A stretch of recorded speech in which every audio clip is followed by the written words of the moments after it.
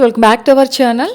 మీకు ఇంకా ration card ఉంటే రేషన్ కార్డు ఉన్న వాళ్ళందరికీ కూడా భారీ శుభవార్త అండి.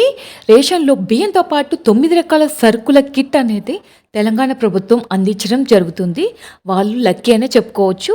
మీకు రేషన్ కనుక ఉంటే ఇవి వస్తాయి అన్నది మీరు చెక్ చేసుకోండి. అవేంటి అన్నది వీడియోలో చెప్పుకుందాం. అవేంటి అన్నది వీడియోలో అయితే చెప్తాను, స్కిప్ చేయకుండా చూడండి.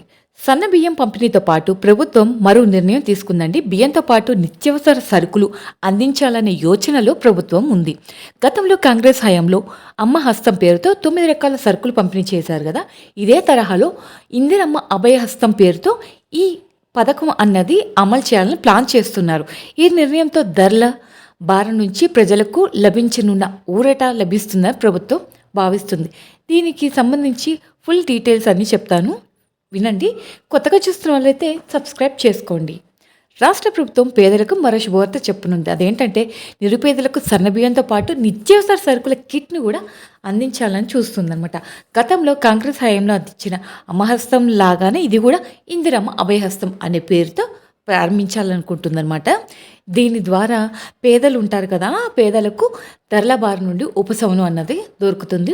సన్నబియ్యం ప్రారంభించిన మొదటి రోజే రాష్ట్రంలో 8.30 లక్షల మంది కుటుంబాలకు పైగా సన్నబియ్యం తీసుకొస్తున్నారు.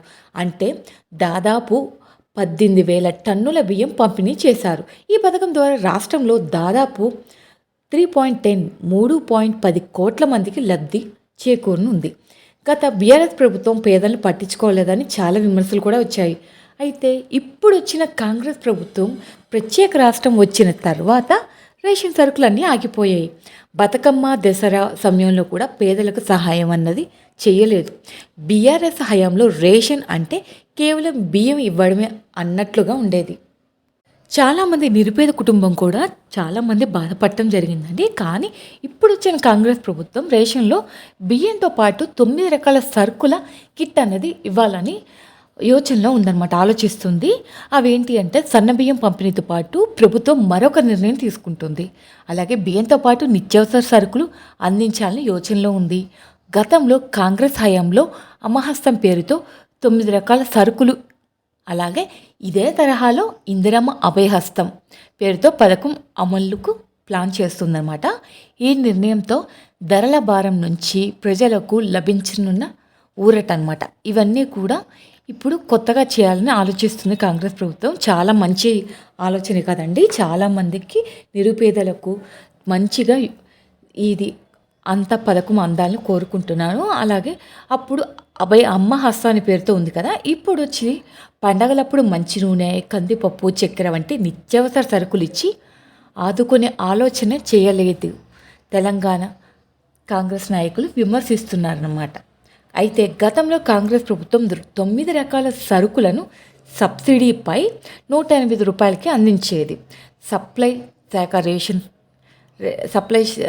శాఖ ఉంటుంది కదా, రేషన్ షాపులో అమ్మ హస్తం పేరుతో వీటిని పంపిణీ చేసేదనమాట. ఆ కిట్లో బియ్యం, కేజీ కందిపప్పు, లీటర్ పామాయిల్, అలాగే 1 కిలో గోధుమ పిండి, 1/2 కిలో చక్కెర, కిలో ఉప్పు, 1/2 కిలో చింతపండు, 250 గ్రామ్స్ కారం పొడి, 100 గ్రాముల పసుపు, లీటర్ కిరోసిన్, ఇవన్నీ కూడా ఒకప్పుడు ఉండేవి.